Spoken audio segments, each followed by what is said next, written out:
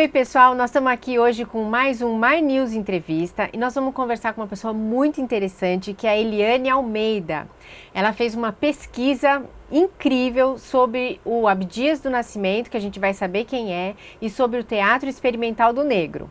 Eliane, de quando é o nascimento do Teatro Experimental do Negro e por que que a gente sabe tão pouco desse teatro? O Teatro Experimental do Negro nasceu em 1945 por um intelectual, jornalista, dramaturgo, poeta, assoviar. tudo. Não, ele fazia tudo, era impressionante. Chamado Abdias do Nascimento. E foi uma iniciativa dele no sentido de trazer à tona, a partir do teatro, os problemas sociais de exclusão da população negra brasileira naquele momento. O Abdias nasceu em 1914, na cidade de Franca, uma cidade pequenininha, que era... em 14 tinha acabado de acabar a escravidão. Então, Era a segunda geração, talvez a família dele? Olha, O que a mãe dele fazia? a avó dele era escrava. A mãe dele deve ter nascido na época do ventre livre, com certeza, e ela ganhava a vida como ela fazia doces, ela era ama de leite, e ela lavava a roupa para o pessoal das fazendas, do entorno de onde eles moravam. Então, para eles, não mudou muito a sistemática da sociedade naquele momento, porque eles eram livres. Eles continuavam fazendo coisas que os escravos faziam. O Abdias tinha 7 irmãos. E ele ia muito com a mãe dele para essas fazendas. Ele virava meio que o brinquedo das sinhazinhas. Ele ficava incomodadíssimo com isso. Mas era o modus operandi da sociedade naquele momento. A mãe ia amamentar os filhos de quem não tinha leite? Exatamente. Cozinhava para essas pessoas, fazia comida para essas pessoas. Ela era como uma diarista. Uhum. E aí ela era conhecida por todas as pessoas da região, né?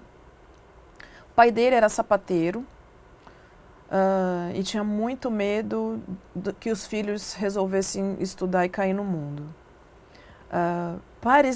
Eu acho engraçado quando Abdias conta isso, porque o pai dele meio que pressentia que alguma coisa ia ser diferente com o filho Abdias que ele tinha. Porque o Abdias era muito curioso, o Abdias foi estudar em escolas mais estruturadas do que as outras crianças, justamente por conta desse contato que ele tinha com as famílias dos fazendeiros. Então, ele era um menino muito envolvente, muito sedutor. E aí ele acabava conseguindo as coisas que ele queria nesse sentido. Ele era muito curioso. Então, quando ele aprendeu a ler, ele logo quis fazer outras coisas para poder ter outras profissões. E ele foi fazer curso de contador. Acabou trabalhando como contador em algumas ocasiões, mas ele conta de uma ocasião específica que ele conseguiu um emprego. Ele passou por um teste, passou no teste, tudo direitinho. Ele ia ser auxiliar do contador. Mas, na verdade, ele ia fazer absolutamente tudo. Era ele que ia ser o guarda-livros, na verdade. E aí, o carro da fazenda passou na casa dos funcionários para levar todo mundo. E queriam colocar ele no caminhão junto com as galinhas. Ele falou, se eu vou para trabalhar e todos os trabalhadores estão na parte da frente do carro, por que eu vou com as galinhas? Aí olharam para a cara dele e falaram, porque esse é o lugar que tem para você. Aí ele falou assim, eu não quero essa porcaria desse trabalho. E largou, não quis fazer o trabalho. E outras... Já tinha uma postura diferente da média, né? Sim. Uma coisa que o Abdias também conta na biografia dele é da influência do pensamento do Luiz Gama na caminhada dele. O Luiz Gama foi um filho... Ele nasceu livre. A mãe dele era escrava, Luísa Maim, que foi conhecida no Brasil inteiro depois como uma grande liderança quilombola. Ele foi vendido pelo pai. O pai dele era branco. E ele foi vendido pelo pai para pagar dívida de jogo. Então, assim, para você perceber, Miriam, que não importava que você fosse livre. a cor da sua pele determina o seu lugar dentro daquela sociedade. E o que eu vejo que, na verdade, não mudou muita coisa. Ainda hoje é muito assim, né? Então, Infelizmente. a cor da pele das pessoas determina onde ela pode ou não ocupar o espaço. E o Abdias não aceitava, como o Luiz Gama não aceitou também. O interessante do Luiz Gama, e por isso que ele virou grande referência para o Abdias, é que o Luiz Gama aprendeu a ler e escrever foi vendido para uma família branca na região ali de Franca. Interior de São Paulo. Sim. Depois ele vai para a Bahia em busca da mãe, porque ele era baiano, mas ele não consegue. Eu sei que nessa caminhada dele, ele se forma, ele consegue de forma meio que autodidata, porque não era proibido que os negros frequentassem instituições de ensino. Então, assim, pense no abuso que é hoje em dia ter negros fazendo doutorado, né? Numa época em que a gente não podia nem entrar nas escolas. Você é uma abusada. Eu sou muito abusada. Ainda bem que tem muitas outras como eu abusadas por aí. Uhum. E ele se tornou advogado, que tem um outro nome agora que eu não me lembro, mas ele era advogado, mas ele podia atuar em pequenas causas. Então ele passou a vida dele, enquanto advogado, lutando pela liberdade de vários negros. Então ele libertou mais de 500 pessoas. E aí é Rábula, que se chama o advogado que não tem o diploma. Uhum. E o Luiz Gama viveu no tempo da avó do Abdias. Muito anterior. E aí, então, essa avó contava muitas histórias para esses netos em volta de fogueiras, eles se reuniam para conversar e ela contava das coisas que aconteciam no período da escravidão e das lutas, dos levantes, dos aquilombamentos, de todas as formas de rebelião que existiam. Então, o Abdias já, desde muito pequeno, já sabia que existiam forças... Não gira a cadeira. Que existiam forças que faziam com que ele pudesse, de alguma forma, tentar mudar a realidade do povo negro. Então, ele cresce naquele ambiente. Ele tinha uma referência, então. Tinha. Essa avó trazia para ele isso. A mãe dele também vinha nessa luta. Ele conta de uma vez que ele viu tinha um menino que era da mesma escola que ele, que não tinha família, ele não tinha pai, não tinha mãe, vivia pelas ruas, mas frequentava a escola. As pessoas se reuniam, se organizavam e davam comida para ele, mas ele não tinha casa para morar. E aí um dia uma mulher branca pegou o menino e começou a bater nele no meio da rua. A mãe do Abdias simplesmente se meteu no meio e foi para cima da mulher, dizendo que ela não tinha o direito de fazer aquilo. Para o Abdias, aquele foi um marco de que é possível lutar, inclusive, usando o corpo para proteger o outro. E ele fala disso com muita força, porque ele passou a agir com os irmãos de cor dele da mesma forma. Se tivesse que entrar na briga, o Abdias entrava na briga. Aliás, ele foi preso várias vezes por isso. E quando é que ele entrou para o teatro? Então, o Abdias, ele saiu de Franca com 16 anos, porque ele achava que Franca estava pequena demais, e a mãe dele achou o máximo, e o pai dele entrou em desespero. Porque o pai dele conhecia o filho de uma outra pessoa lá, que também era de família negra, e o menino conseguiu fazer faculdade de medicina. Voltou para Franca para atuar como médico, ninguém queria ser atendido por ele, e ele se suicidou. Então, na cabeça desse homem, pai de 7 filhos, ele acreditava que estudo para a pessoa negra não ia trazer nada positivo, que ele tinha que trabalhar para sobreviver e cuidar dos seus, mas que estudo não ia trazer benefício nenhum. E ele via no Abdias essa gana de conhecimento, porque o que o Abdias via pela frente ele saía lendo. E o Abdias era maior que Franca, de fato. E saiu de Franca aos 16 e veio para São Paulo. Quando chegou em São Paulo, ele não tinha onde morar. Mas ele já era muito bem articulado. E aí ele conseguiu, com algum desses fazendeiros, que ele não fala quem, uma carta dizendo que ele tinha 18 anos. E indicava ele para o trabalho voluntário no Exército. Então, aos 16 anos, ele falsifica os documentos dele e vai para o Exército. E no exército ele tem casa, comida, trabalho, tal. Mas ele também não fica só com isso e ele vai estudando outras coisas e tal. Abdias ele começa a se aproximar da esquerda, ele dentro do exército, veja o tamanho da ousadia dessa pessoa de 16 anos. Dentro do exército começa a fazer a distribuição de um jornal de esquerda. E depois ele cria o próprio jornal, chamado O Recruta, que tem tendências de esquerda. Num dia de folga ele sai do quartel e vai para a bagunça, porque ele adorava uma bagunça da noite. E arruma uma briga no bar, justamente porque ele queria dançar e não deixaram ele dançar, porque preto não podia dançar naquele lugar. E ele arruma uma briga e aí ele vai preso. E é expulso do exército. No que ele é expulso do exército, ele fala, bom, o que eu vou fazer agora? E aí ele vem para o Rio de Janeiro. No Rio de Janeiro, ele vai morar no Morro da Mangueira, se aproxima dos centros de candomblé e começa a perceber a teatralização naquele ritual todo. Acaba passando a participar efetivamente. Aliás, o que pouco se fala é que depois, muito tempo, esse mesmo centro do Joãozinho da Gomeia, que era um grande pai de santo na época, também vai abraçar o Augusto Boal, que aos 18 anos tem uma aproximação bem forte com Abdias.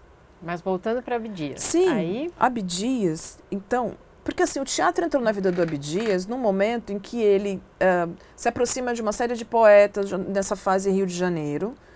E aí ele escreve... Ele queria terminar a faculdade dele de economia, porque ele começava e parava. Ele entrou na escola de economia do Exército, mas aí ele foi expulso do Exército, não pôde terminar. Sabe, uma série de coisas que a luta antirracista, que ele partiu frontalmente, de alguma maneira, né? Era uma forma ou de tentar enquadrar ele numa caixinha que ele não queria estar, porque o que a estrutura social brasileira fazia com ele naquele tempo era dizer para ele que ele não podia ser mais do que o que ele estava sendo naquele momento. Mas ele não aceitava aquilo. E ele continuava indo para o embate, sem deixar de ter o objetivo dele ali concreto. Ele acaba a faculdade dele, mas muito depois. Bom, no Rio de Janeiro ele conhece uma série de jornalistas e poetas. Todo mundo enlouquecido que nem ele. E eles eram, assim, muito rebeldes, todos eles. Eles moravam numa pensão. Todo mundo numa pindaíba danada, o povo sem dinheiro, mas tinha um monte de sonho. E o Abdias era o único pretinho no meio deles. Bom, eles formam, então, o que eles chamaram de Santa Irmandade Orquídea. O que era a Irmandade? A Irmandade era, então, o grupo desses caras artistas, poetas e jornalistas que queriam conhecer o mundo. Então, eles que abriram um mapa do mundo, jogaram uma moeda, tipo dadaísmo, jogaram a moeda caiu em cima do mapa do Amazonas. Então, por ali começaria a caminhada. Eles foram para o Amazonas. Bom, antes disso aconteceu um monte de coisas. Eles caíram na bebedeira, eles conseguiram dinheiro para passagem, encheram a cara. 2 deles não conseguiram pegar o Abdias entre eles, porque encheram tanto a cara que o Abdias ficou bêbado que ele não sabe onde que ele dormiu.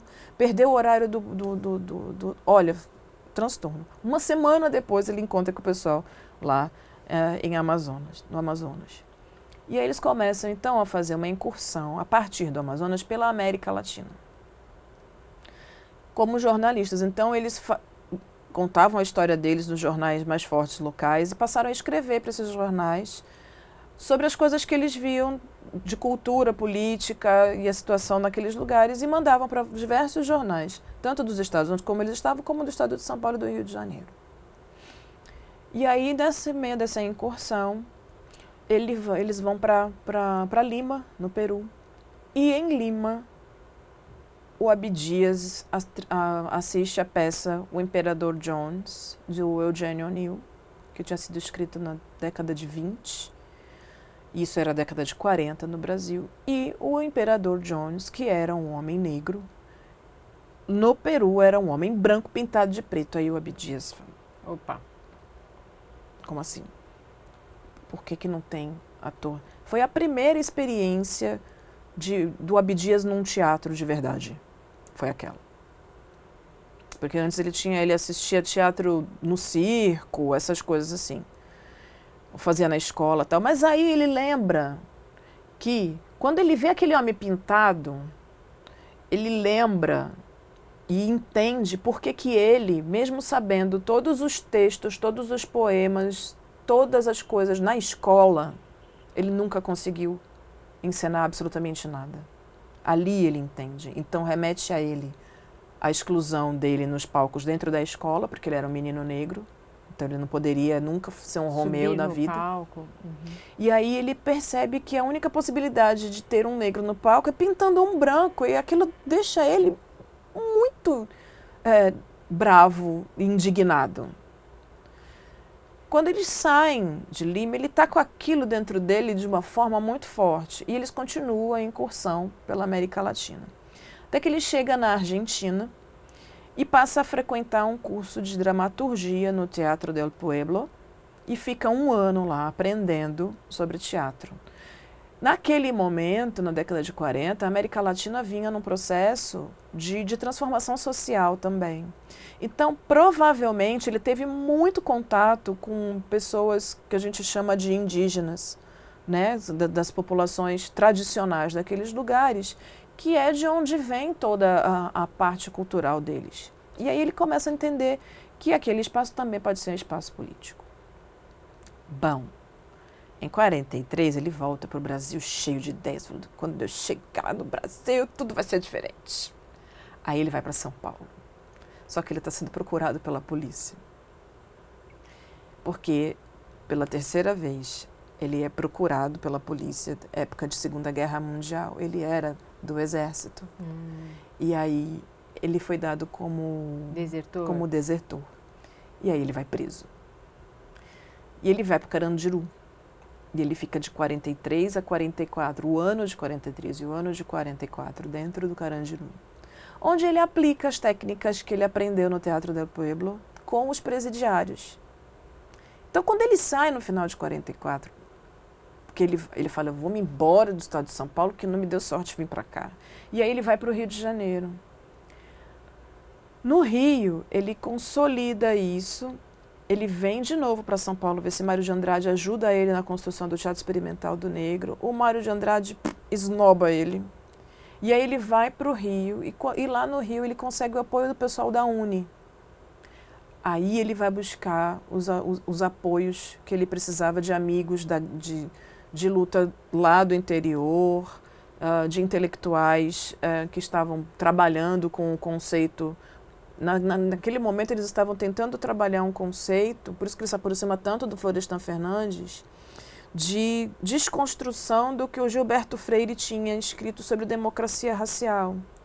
Porque já havia sido entendido que não existia uma democracia racial no Brasil. O racismo era uma coisa concreta, mas não podia ser falado sobre isso. Então ele começa a se aproximar de um monte de gente que ajuda, então, na construção do Teatro Experimental do Negro. A ideia partiu do Abdias, sim. Ele foi o grande mentor, ele escolhia os textos, ele dirigia, ele tudo. Ele fazia dentro do TEM. E aí atuava também. Atuava também. E aí ele ficou muito amigo do Nelson Rodrigues, muito amigo do Nelson Rodrigues.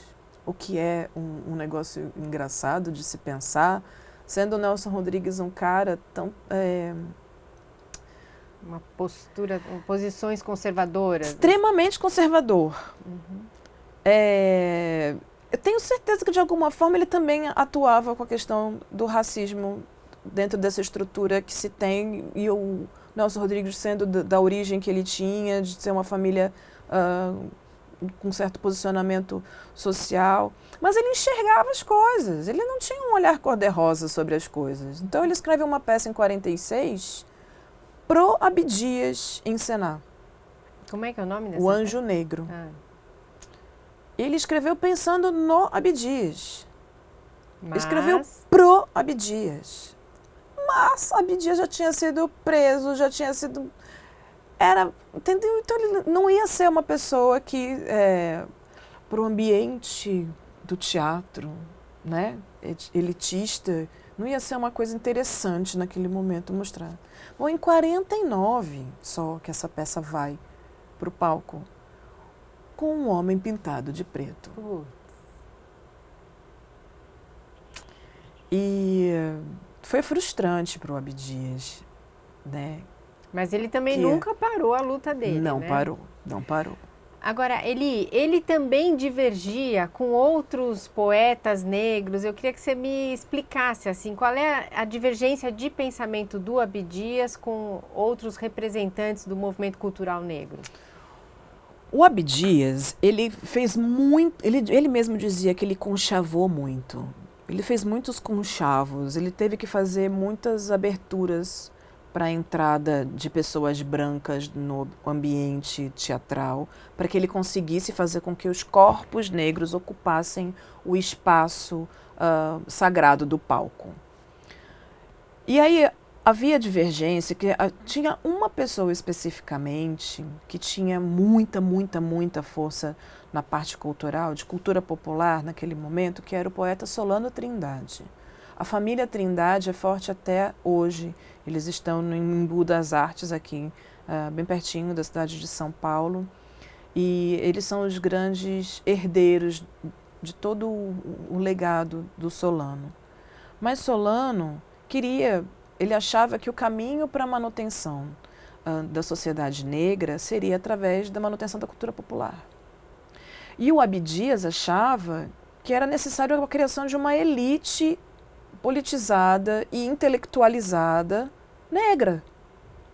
Ele não desqualificava o trabalho do Solano, muito pelo contrário, eles foram durante muito tempo muito amigos, até que o Abdias resolveu que ele ia por outros caminhos, porque ele não queria mais ouvir falar das nossas coisas como coisas só ligadas ao folclore, porque o folclore se perde e a gente precisa construir alguma coisa que se mantenha.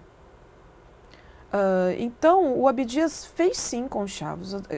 A minha pesquisa agora no doutorado, ela trabalha justamente com essa questão do silenciamento, e uma coisa que você me perguntou bem no comecinho era com a questão de por que se sabe tão pouco sobre o teatro experimental do negro.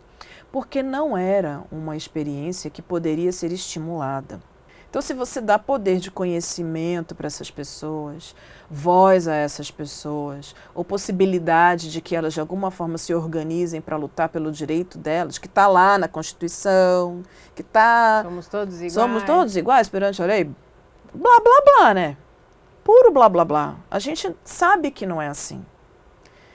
E o Abdias queria era outra coisa. E quando ele coloca essas pessoas para aprender a ler, escrever e a criticar a sociedade, a criticar a mídia, a criticar os políticos, ele estava dando força para a gente, que no momento político que a gente vivia, a gente estava pré-ditadura militar, mas a gente já vinha de um governo Vargas, que já vinha com mãos de ferro, que liberou um pouco para a imprensa. Em 64 é que a coisa ficou feia para a imprensa também. Mas até lá, não podia dizer a palavra negro. Porque eram homens de cor, mulheres de cor. Então, se você não podia assumir a sua negritude, pense falar de questão racial no palco do teatro. Então, foi feito todo um trabalho de esquecimento das vozes, dessas vozes. Foi proibido, então, a circulação de jornais que falassem sobre questão racial, porque existiam muitos, desde o tempo do pré-abolição já existia uma mídia negra falando sobre as questões raciais. O próprio Abdias lança o jornal Quilombo, que tem 2 anos só de existência. Na década de 50 ele deixa de existir porque não existia, ninguém queria nem comprar o jornal e nem financiar. Então ele não tinha condição financeira de manter o jornal, mas é um jornal incrível. Que a primeira entrevista dele é justamente com o Nelson Rodrigues, perguntando se há racismo no teatro brasileiro. E o Nelson Rodrigues diz que sim, há sim racismo no teatro brasileiro. Então foi importante essa abertura com essa fala. E o TENF caiu no esquecimento da sociedade branca, da parte branca da sociedade. As pessoas do movimento negro, tanto naquele tempo como na atualidade, naquele tempo entendiam a importância por conta do protagonismo das pessoas negras ali. Foram, em média, 600 pessoas foram alfabetizadas a partir do Teatro Experimental do Negro. 600. Agora, o que a gente vê que ficou de legado concreto, de pessoas que a gente vê na TV, por exemplo, que nasceram desse movimento, foi a atriz Ruth de Souza e a Léa Garcia. O Haroldo Costa, que faz parte desse, também ainda é vivo, mas ele era de uma vertente dentro do teatro negro que trabalhava com dança. Então ele sai logo no início do processo e cria um grupo só de dançarinos. Dentre eles também houve Mercedes Batista, que foi a primeira bailarina negra do Teatro Municipal do Rio de Janeiro. Tiveram que engolir ela dentro do grupo, mas ela nunca se apresentou. Então é assim que fazem com a gente. E Eliane, você falando do Abdias do Nascimento, a gente tem a sensação assim que você praticamente conviveu com ele. Mas ele poderia ser seu avô, bisavô? Se ele fosse vivo hoje, ele teria 104 anos.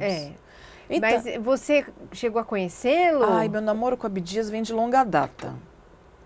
Eu trabalhei em 2001, numa ONG chamada Casa de Cultura da Mulher Negra, e trabalhei até 2005 com elas. Então, no aniversário de 90 anos do Abdias, eu fui fazer a cobertura da missa ecumênica que foi feita na Igreja São Benedito dos Homens Pretos, no Rio de Janeiro. E aí eu conheci aquele homem incrível. Gente, estar no mesmo espaço que o Abdias era mágico. Um homem de pequena estatura aos 90 anos significa tanto pra gente. E eu já tinha decidido que, de alguma forma, em algum momento da minha vida, eu estava fazendo meu mestrado e trabalhava com comunidade quilombola.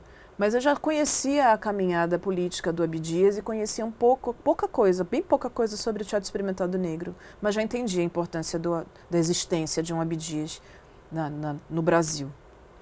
E quando eu pude estar com ele naquele espaço, eu vou lhe dizer, foi mágico, assim.